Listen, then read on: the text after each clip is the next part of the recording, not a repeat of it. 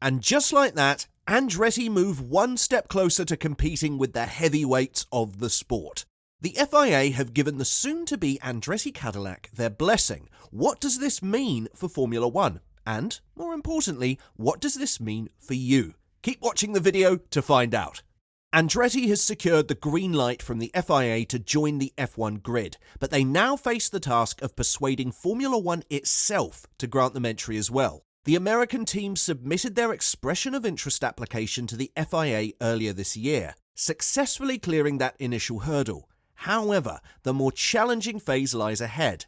Having gained approval from the governing body, Andretti now needs to win over the sport's commercial arm, which has displayed greater hesitance toward the idea. Although the FIA's due diligence process thoroughly scrutinises each applicant's sporting, technical and financial aspects, the ultimate challenge in the final phase essentially comes down to Andretti's ability to persuade the commercial rights holder to abandon a long-standing objection they've held. Formula One has, at best, shown limited enthusiasm for the idea of a new team joining the grid.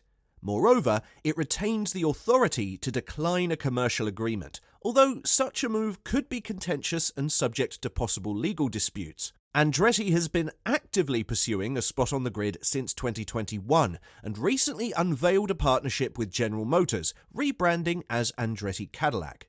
This collaboration has brought a level of value that many existing teams had been eager to witness. According to the FIA's statement, Andretti emerged as the sole candidate to fulfill the criteria, despite 4 teams submitting their applications. The evaluation process took into account various aspects, including the team's prowess in both sporting and technical aspects, their capacity to secure and sustain adequate funding for competitive participation in the championship, and the team's overall experience and human resources. Applications were additionally assessed based on their potential to fulfill sustainability criteria and contribute positively to society, aligning with the FIA's commitment to equality, diversity, and inclusion. With the successful application, the FIA will now share their findings with FOM for commercial negotiations. Shortly following this development, a spokesperson for Formula One stated, "We note the FIA's conclusions in relation to the first and second phases of their process and will now conduct our own assessment of the merits of the remaining application." FIA President Mohammed bin Sulayem also spoke on the matter, telling the media that the FIA was very clear in establishing stringent criteria for entry from the outset of the expression of interest procedure. Our objective, after rigorous due diligence during the application phase, was to only approve prospective entries which satisfied the set criteria and illustrated that they would add value to the sport. The FIA is obliged to approve applications that comply with the expressions of interests application requirements, and we have adhered to that procedure in deciding that Andretti Formula Racing LLC's application would proceed to the next stage of the application process. In taking that decision, the FIA is acting in accordance with EU directives on motorsport participation and development. Andretti Formula Racing LLC was the only entity which fulfills the selection criteria that was set in all material respects. I congratulate Michael Andretti and his team on a thorough submission. I also want to thank all prospective teams for their interest and participation. The expressions of interest process builds on the positive acceptance of the FIA's 2026 F1 power unit regulations among existing OEMs, which has also attracted further commitment from Audi, Honda and Ford, and interest from Porsche and General Motors. I would like to thank all of the FIA team members involved in the expressions of interest process for their tireless efforts in ensuring a diligent assessment of all the applications received.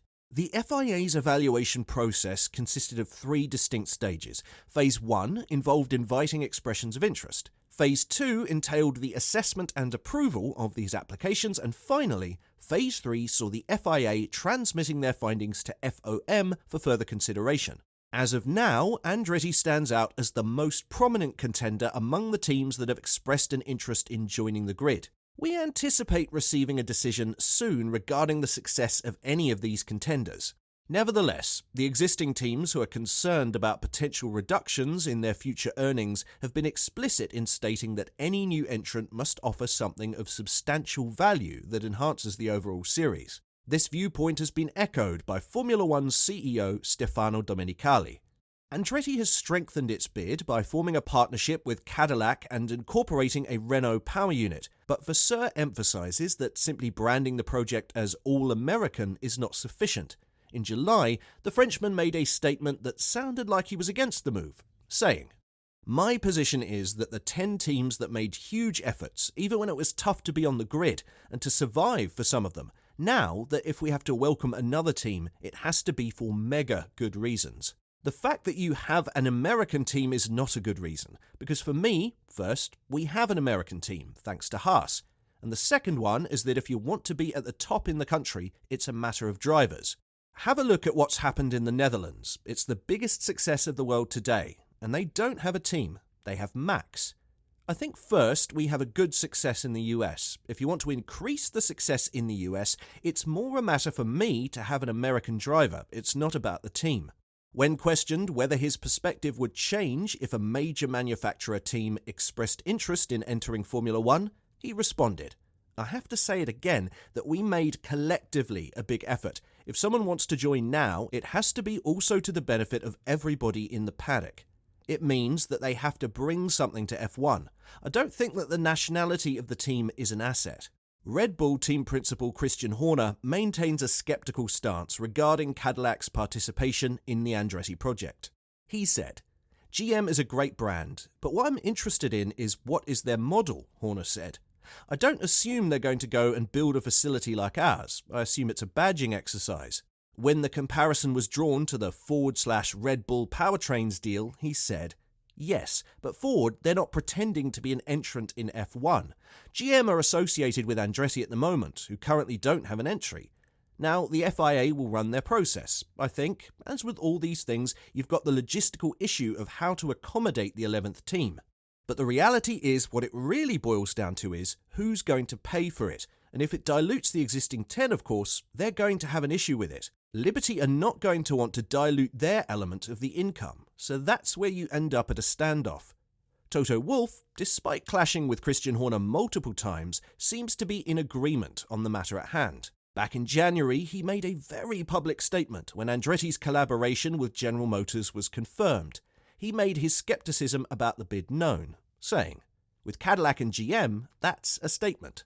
Them joining forces with Andretti is definitely a positive. It gives it another angle that may or may not be beneficial for Formula One.